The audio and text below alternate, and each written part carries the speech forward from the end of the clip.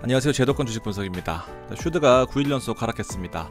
시간을 돌려놓고 보면 1년 내내 30% 정도 올랐었는데 고점에서 5% 정도 밀리니까 무서운 것이 또 사람 심리인 것 같아요. 여러분들이 어떤 것을 걱정하고 있는지 잘 알고 있습니다. 그리고 4대 미국 배당 다우존스 중에서 타미당의 성과가 계속해서 안 좋은 모습을 보여주고 있어요. 제가 데이터들을 바탕으로 여러분들이 신규 매수 혹은 추가 매수 하실 때 어떤 것들이 더 메리트가 있는지를 비교 분석해 드리도록 하겠습니다.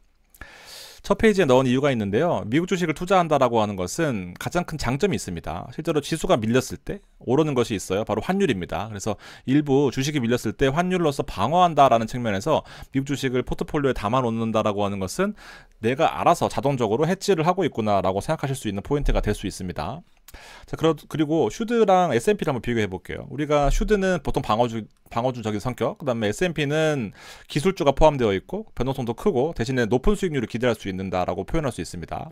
그래서 보통은 슈드보다 S&P가 무조건 낫다라고 생각하실 수 있는데 상장일 이후에, 슈드가 상장한 일 이후에 당연히 가격 등락은 기술주가 많은 S&P가 크다라고 볼 수 있겠지만 연간으로 얼마나, 토탈로 연간으로 끊어봤을 때는 슈드는 12%씩 올랐고요. S&P는 14%씩 올랐습니다. 생각보다 어떤가요? 차이가 적다라는 게 제 생각인데 2%와 뭐 4%면은 2% 차이가 크죠. 근데 12%와 14%면은 S&P의 변동성을 생각한다라고 하면은, 그리고 최근 들어서 많이 올랐지. 사실상 요 하나만 더 보면은 상장일 이후부터 23년까지 기술주가 급등하기 전까지를 비교해 놓고 보면은 1%밖에 차이가 안 납니다. 그래서 슈드는요 늘 졌어요.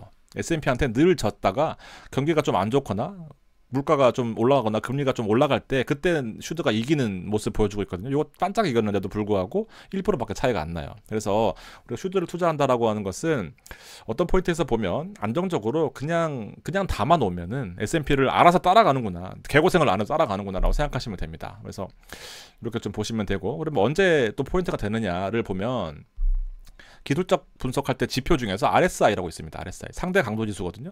많이 팔고 많이 사고 이런 심리적으로 좀 데이터를 가늠해 보는 건데, 자 보세요. 이렇게 다 놓고 보면 좀 그렇지만 짧게 끊어서 한번 보겠습니다. 지수가 이렇게 바닥에서 있다가 잘 샀어요. 막 올라갑니다. 좋아요. 근데 이제 더 떨어지죠. 샀던 가격까지 다시 옵니다. 그러면 좀 무섭죠. 조금 약간 애매해집니다. 근데 또 밑으로 후드로 패요. 아우 힘든데 더 패면은 팔죠. 이 팔고자 하는 심리가 여기에 나와 있어요. 초록색으로. 그러면 이게 저점이란 뜻입니다. 내가 팔고 싶을 때가 저점인 거예요. 반등하죠. 보란듯이. 또 이제 흔듭니다. 그러다가 또 이제 다시 또 왔어요. 또 막 떨어집니다. 그럼 또 팔고 싶죠. 그러면 이게 또 그려져요. 자, 이런 측면에서 또 팔고 싶다 하면 또 그려집니다. 이게 바로 사람들이 내가 팔기만 하면은 오르고 왜 사기만 하면 떨어지는지를 나타내는 대표적인 지수 중에 하나예요.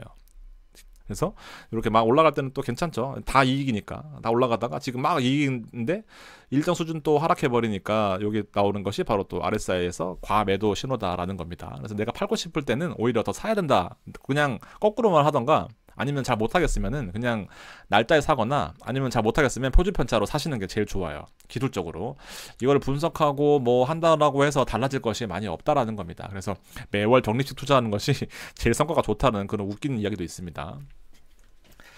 기본적 분석도 한번 보겠습니다. FOMC가 어제 있었죠. FOMC에서 가장 중요한 포인트를 제가 세 가지로만 요약을 해보겠습니다. 경제성장률, 그 다음에 실업률, 그 다음에 물가지수예요. 어제 포인트 중에 하나가 결국에 금리 인하에 대한 필요성은 알겠다. 그래서 금리 인하를 실제로 했습니다. 그렇지만 속도를 조절하겠다라는 거였어요. 25년도에 원래 4번의 금리 인하를 하겠다라고 했는데 2번으로 줄일 수 있겠다라는 것을 신중히 좀 판단하겠다라는 거였습니다. 한번 파월이 되어서 생각을 한번 해보면 경제 성장률 되게 중요하죠. 근데 이렇게 보면 평균 요 정도 될 것 같습니다. 그럼 오를 수도 있고 내릴 수도 있는 것 같은데, 위에서 놓고 보면은 내가 파월이라고 하면은 이게 보일 것 같아요. 그러면 경제가 점점 안 좋아진다는 것을 느낄 수 있을 것 같습니다. 그럼 금리 인하를 해야 되겠죠. 고용 볼까요? 고용도 되게 중요한 지표 중에 하나입니다. 실업률이 막 올라가면 안 좋잖아요. 떨어지고 있었어. 아 좋아, 금리 인하 해보자 해서 이때 막 난리였었습니다. 근데 다시 실업률이 올라갔어요. 금리 인하를 좀 해보자 라는 생각이 들 수 있겠죠. 그래서 결론을 내려고 봤더니 제일 중요한 게 바로 물가지수입니다. 물가가 잘 잡히고 있었던 것처럼 보였어요. 지지를 받다가 다시 올라가고 있습니다. 이게 파월 연준의 입장에서는 가장 중요한 포인트가 아닐까 생각이 들어요. 이걸 좀 고급스럽게 표현을 해보면 바로 기대 관리라는 겁니다. 기대 관리. 한글로 써니까 없어 보이는데 expectations management입니다. 기대를 좀 조절해보자 라는 거예요.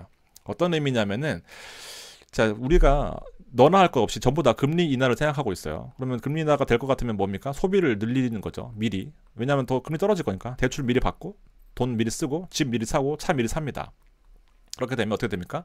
실제로 경기 상황은 안 좋아지고 있고 고용도 안 좋아지고 있는 측면에서 금리를 낮출 거야 해버리면은 이게 기대 관리라는 것이 결과적으로 이 뭐라 그래야지, 시장 참여자들한테 나는 돈을 더 써도 돼라는 그런 시그널을 줄 수 있다라는 거죠. 섣불리 이제 시장의 안정화를 좀 해치고 돈을 더 써도 된다라고 판단하게 만들면서 아직 물가는 잡히지도 않았는데 물가를 더 올려버릴 수 있겠다라는 그런 상황이 우려가 되는 겁니다. 그래서 그런 부분들을 좀 조절하는 정책으로서 이 기대 관리라는 것을 많이 하거든요. 금리를 내릴 거다라고 해놓고 올리고요. 올릴 거다 해놓고 내리는 게 이분들입니다. 그러니까 실제로 금리를 내릴지 안 내릴지는 모르겠지만 언론 플레이로서 시장의 어떤 과열을 좀 진정시키고 이제 좀 침착하게 만드는 것이 결국 이런 정책자들한테 되게 중요한 덕목이 아닌가 생각이 들어요. 그래서 과잉을 좀 방지하는 역할에서 좀 보시는 게 낫지 않겠나라는 생각입니다.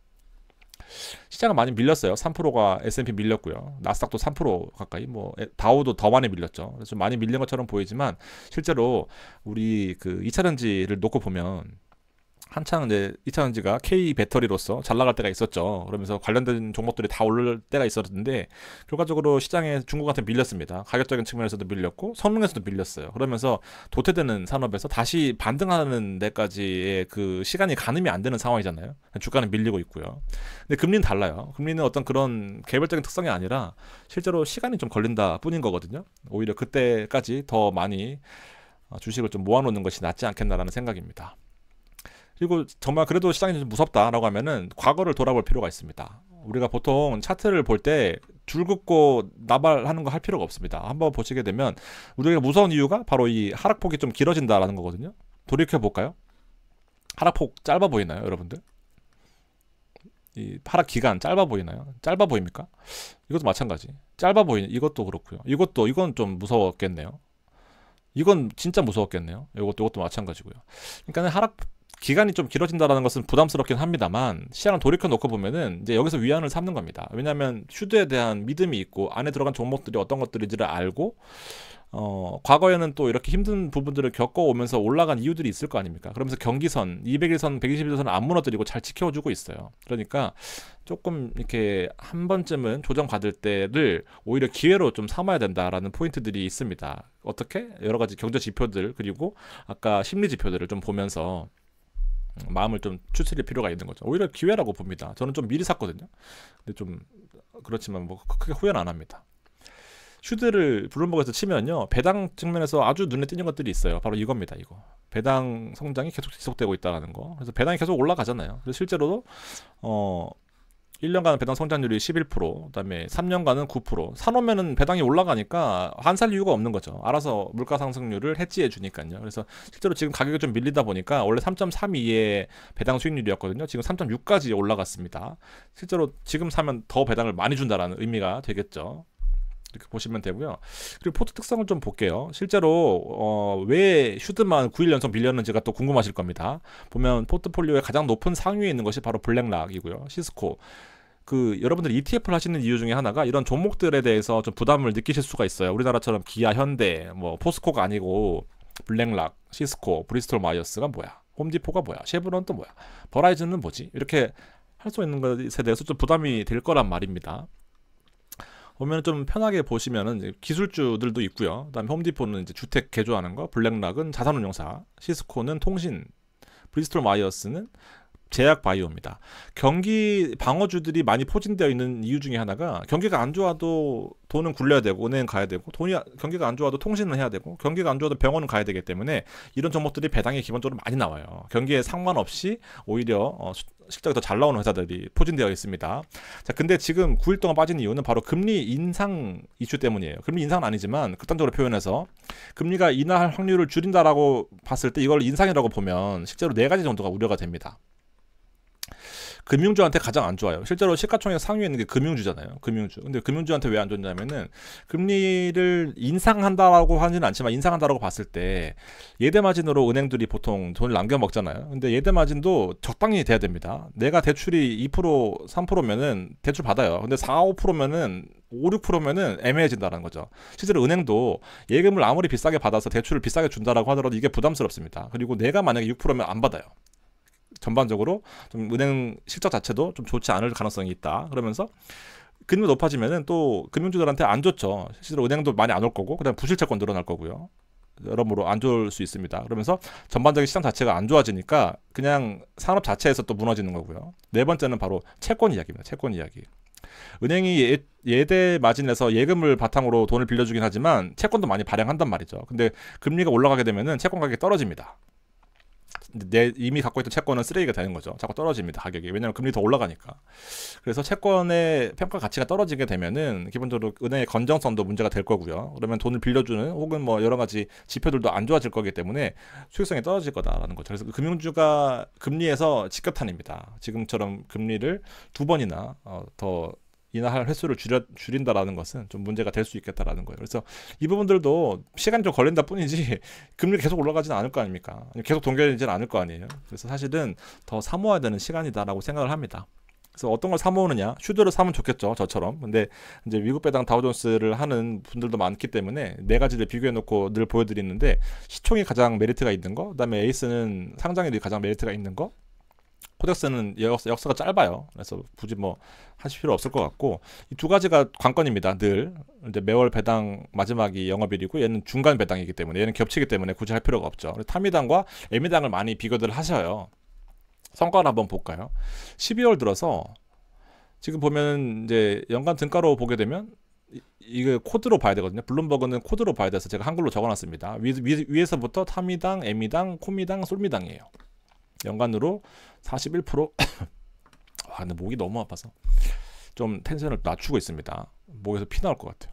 에미당, 근데 코미당, 솔미당. 여러분들 한번 보세요. 제가 잠깐 멈춰 놓을게요. 덜 빠졌죠, 에미당이요. 뭐 얼마 차이 나냐 하시겠지만 이게 누적이 되고 있어요. 계속해서 지금 한 달 동안. 하나 더 볼까요? 그래서 오늘 실시간으로 움직이는 걸 제가 캡처했습니다. 제가 관심 정보에서 놓고 있는 이제 커버드 콜과 기본 타미당 형태의 배당주들인데, 타미당과 에미당, 코미당, 솔미당이 있습니다. 장 중계 캡처한 거니까 뭐 똑같은 시간에 움직였을 거예요.